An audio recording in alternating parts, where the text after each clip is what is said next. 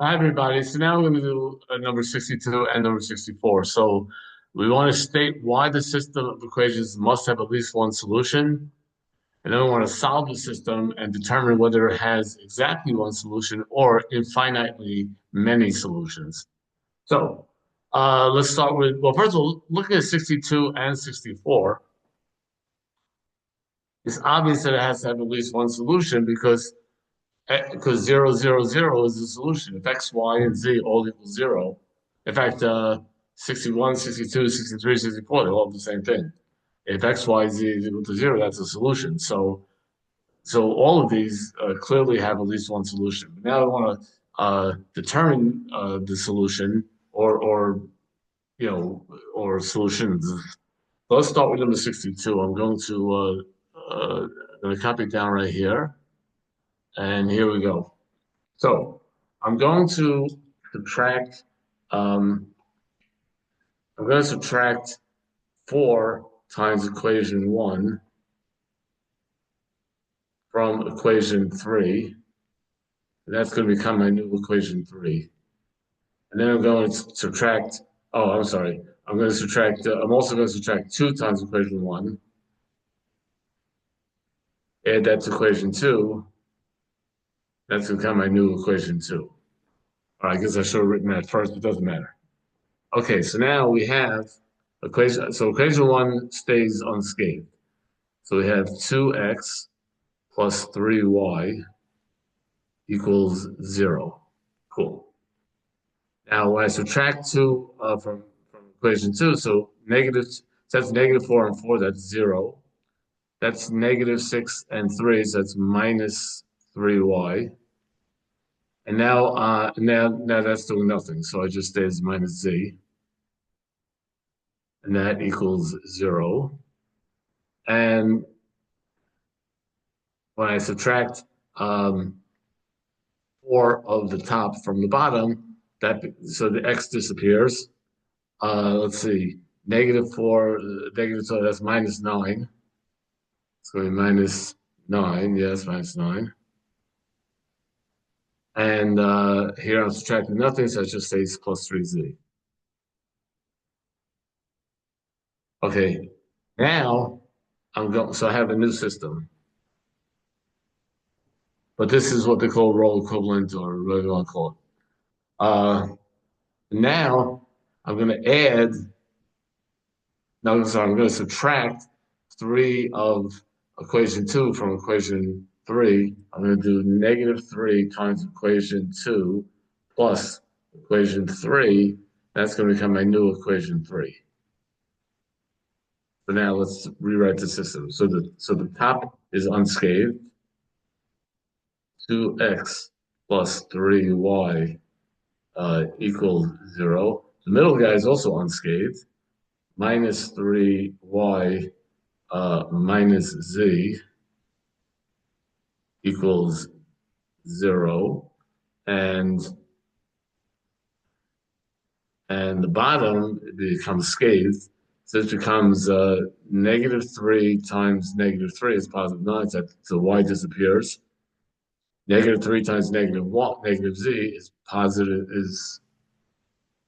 3z. So the z, oh look at that, the z is going to disappear. So the z is going to be 6z equals 0.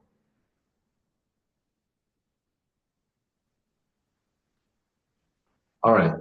I'm not going to bother getting all ones. I don't really need to. Uh, I'm just going to say that we see evidently from the bottom equation, I see that z is equal to 0. So z has to equal 0. So x equals y equals x. Z has to equal 0. Once z is equal to 0, you get minus 3y equals 0.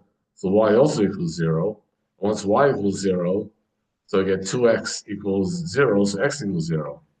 And that's it, just one solution. So my whole solution set is 0, comma 0, comma 0, and that is my solution set.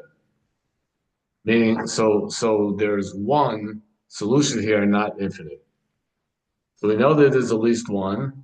We know that 0, 0, 0 has to be at least that, and that's all there is.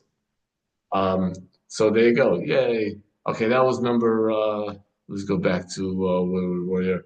That was the number 62. Now it's the number 64. 12x plus 5y plus z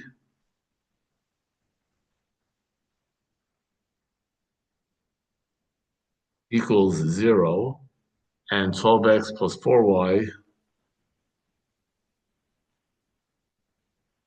minus z equals 0. Okay, now again, I'm going to, I want to get rid of that 12x. That's going to be nice and easy. I'm just to do negative equation 1 plus equation 2 is going to become my new equation 2. This is going to be nice and easy. So the top stays unscathed. 12x plus 5y plus z equals 0. And now the x, so when I subtract 12 from 12, it's 0. When I subtract 5 from 4, I get minus y. And when I subtract z from negative z, I get negative 2z. And that equals 0. Now, I have here two equations with three variables. So there's going to be a parameter. And that parameter, I'll just let z be that parameter. Now, I guess, you know what I'm going to do? Just make it a little bit nicer. It doesn't matter so much.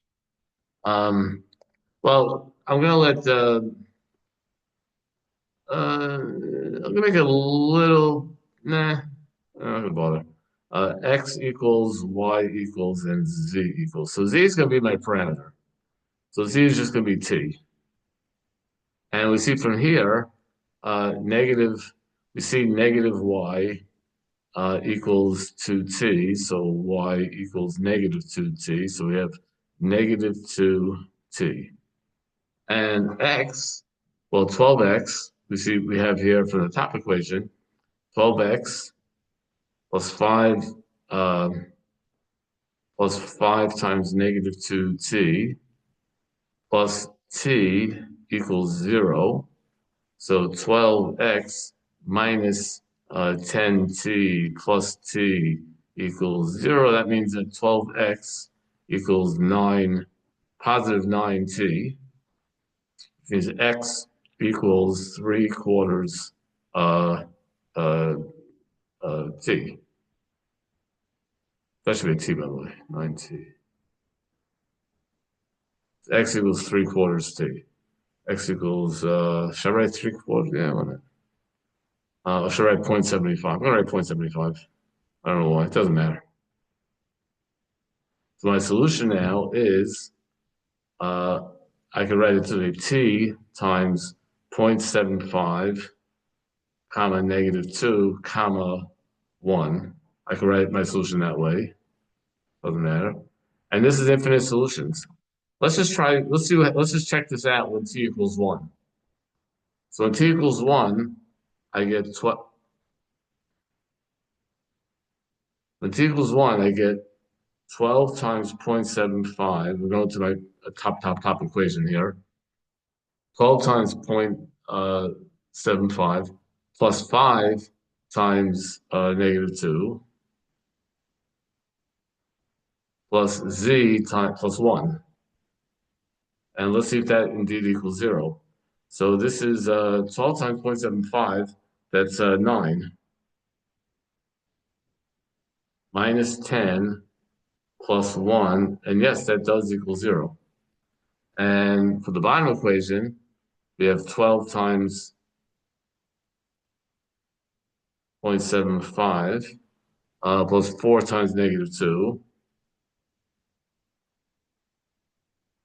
minus 1.